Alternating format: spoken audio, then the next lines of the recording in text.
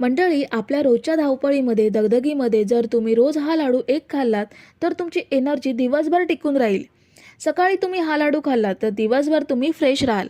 तसेच या लाडूमध्ये आपण सर्व पौष्टिक पदार्थ वापरलेत, त्यामुळे कंबरदुखी सांधेदुखीवर सुद्धा हे लाडू रामबाण उपाय आहेत. शिवाय नव्या बाळंतिणीने तर हा लाडू आवर्जून खाल्ला पाहिजे. चला तर वेळ न घालवता पटकन आपण रेसिपीकडे वळूयात. तर सर्वात आधी आपण जाड तळाची कढई गॅसवरती ठेवली आहे.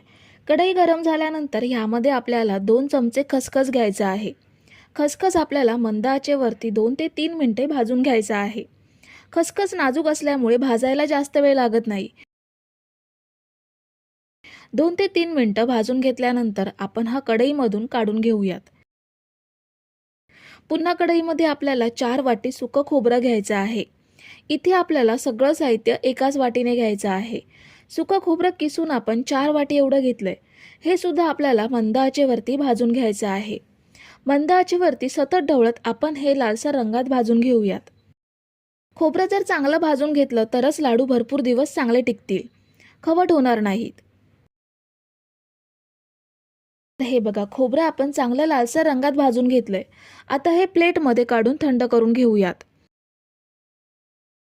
खसखस आणि सुका खोबरं आपण कोरडं भाजून घेतलं. आता ह्यापुढचं साहित्य आपण तुपात भाजून घेणार आहोत. कढईमध्ये 2 चमचे आपल्याला तूप घ्यायचं आहे. तूप वितळल्यावरती ह्यामध्ये 2 वाटी खारीक पावडर घेऊयात. खारीक पावडर सुद्धा आपल्याला मंद आचेवरती 3 ते 4 मिनिटे भाजून घ्यायची आहे. खारीक पावडर भाजायला सुद्धा जास्त वेळ लागत नाही, तर 3 ते 4 मिनिटात चांगली भाजली जाते. तर खारीक पावडर सुद्धा आपण 3 ते 4 मिनिटे भाजून घेतली आहे. हलका रंग चेंज झालाय. हे सुद्धा आपण कढईमधून काढून घेऊयात. पुन्हा कढईमध्ये आपल्याला 2 चमचे तूप घ्यायचे आहे. तूप वितळल्यावरती ह्यामध्ये आपल्याला ड्रायफ्रुट्स भाजून घ्यायचे आहेत.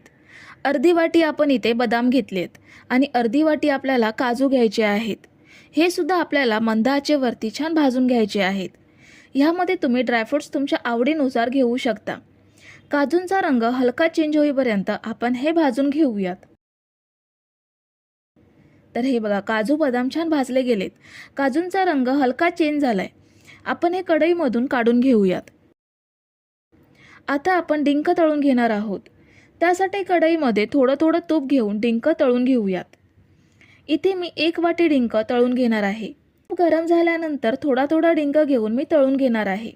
सगळा डिंक एकदाच घेतला तर तो भाजला जाणार नाही, आतमध्ये कच्चाच राहील.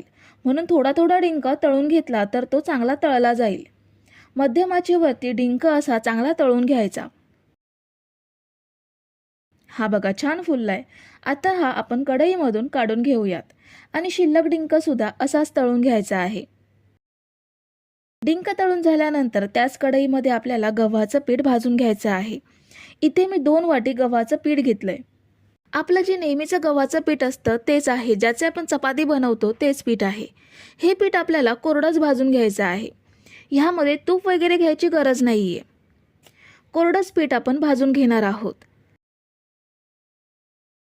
तर हे बघा, पीठ आपण छान लालसर रंगात भाजून घेतलंय. पिठाचा छान असा सुगंध सुटलाय.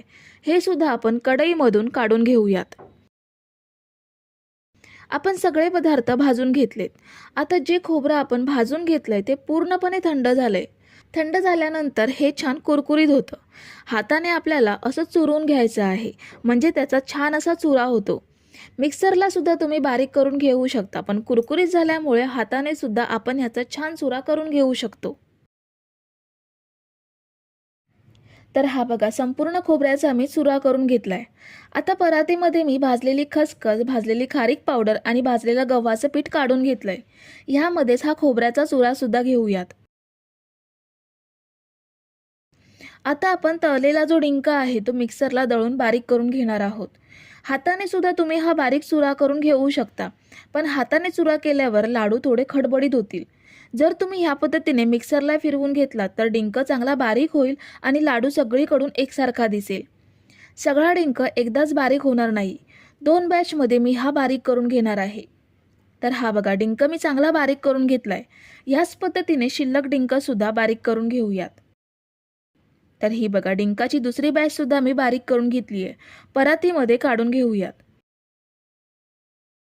डिंक बारीक केल्यानंतर आपण जे ड्रायफ्रुट्स दळून घेतले ते सुद्धा आपण मिक्सरला दळून घेणार आहोत.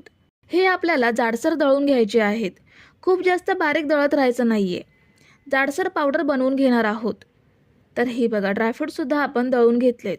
चांगली जाडसर पावडर तयार करून घेतली आहे. ही सुद्धा आपण परातीमध्ये काढून घेऊयात. सगळं साहित्य परातीमध्ये काढल्यानंतर ह्यामध्ये आपल्याला 2 चमचे सुंठ पावडर घ्यायची आहे. 1 चमचा आपण जायफळ पावडर घेणार आहोत आणि अर्धा चमचा आपल्याला वेलची पावडर घ्यायची आहे. आता सगळं साहित्य आपल्याला व्यवस्थित मिक्स करून घ्यायचं आहे.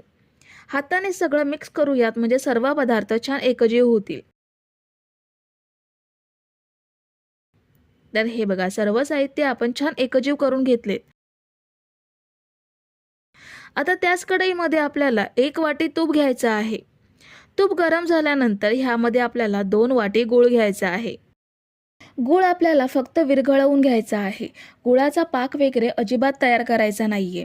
ह्या पद्धतीने तुपामध्ये गूळ विरघळवून घेतला की लाडूंना एवढी छान टेस्ट आणि सुगंध येतो की लाडू न खाणारे सुद्धा 2-3 लाडू मागून मागून खातील. तर काही मिनिटातच गूळ चांगला विरघळलाय. गुळाचा खडा सुद्धा शिल्लक राहिला नाहीये. आता यामध्ये लाडूचं मिक्स केलेलं साहित्य ॲड करूयात. आपल्याला हे फक्त गुळामध्ये मिक्स करून घ्यायचं आहे. अजिबात हे आपल्याला शिजवायचं नाहीये. त्यामुळे थोडंसं मिक्स केल्यानंतर आपण हे प्लॅटफॉर्मवरती घेऊयात आणि मिक्स करूयात.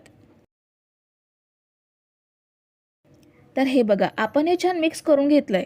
हे आपण जास्त वेळ गरम केलं नाहीये त्यामुळे अगदी लगेचच आपण याचे लाडू वळून घेऊ शकतो.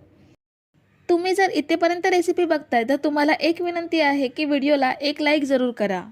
लाडू आपण वळून घेऊयात. अगदी पटापट लाडू वळले जातात. हा बघा आपला झटपट सुंदर लाडू तयार झालाय. बाकीचे लाडू सुद्धा आपण असेच वळून घेऊयात. फक्त संपूर्ण लाडू वळेपर्यंत जर मिश्रण कोरडं झालं आणि लाडू वळता येत नसेल तर मिश्रण गॅसवरती गरम करायचं आणि लाडू वळून घ्यायचे. छान लाडू वळले जातात. सगळे लाडू आपण असेच वळून घेऊयात. तर हे बघा मी सगळे लाडू वळून घेतलेत. खूपच छान दिसत आहेत. ह्यामध्ये आपण वापरलेले सर्व पदार्थ किंवा साहित्य पौष्टिक आहे. त्यामुळे हे तुम्ही लहान मुलांपासून मोठ्यांपर्यंत सगळ्यांना खायला देऊ शकता. फक्त गरोदर महिलेला हे लाडू द्यायचे नाहीत. पण जर बाळंती नसेल तर मात्र तिला हे लाडू अवश्य द्या. यामुळे शरीराची झालेली झीज लवकर भरून निघेल आणि कंबरदुखीचा त्रास सुद्धा होणार नाही. तर मंडळी रेसिपी कशी वाटली हे कमेंट करून नक्की सांगा आणि व्हिडिओला न विसरता लाईक करा. रेसिपी तुमच्या मित्रमैत्रिणींसोबत शेअर करा आणि चॅनलला सबस्क्राईब केलं नसेल तर लगेच सबस्क्राईब करून घ्या. थँक्यू.